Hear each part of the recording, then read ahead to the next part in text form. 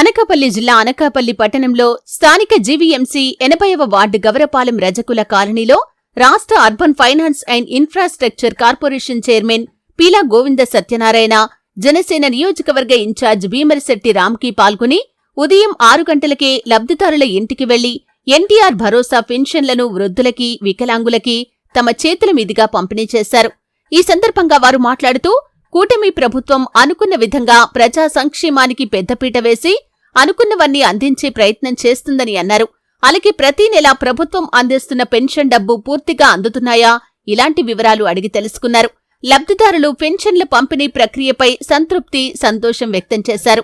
ఈ కార్యక్రమంలో టీడీపీ 80వ ward cluster in-charge BSMK Joginaidu, కూటమి నాయకులు స్వర్ణ శ్రీను, అనకాపల్లి అటల్జీ టౌన్ ప్రెసిడెంట్ కొమనాపల్లి సన్యాసరావు, శ్రీ నూకాంబికా దేవస్థానం chairman Peela Nagasrinu, Gavara corporation director Boddeda Seenu, Sri Bhogalingeswara Swamy దేవస్థానం డైరెక్టర్ నాగేశ్వరరావు, కూటమి నాయకులు, సచివాలయ సిబ్బంది తదితరులు పాల్గొన్నారు.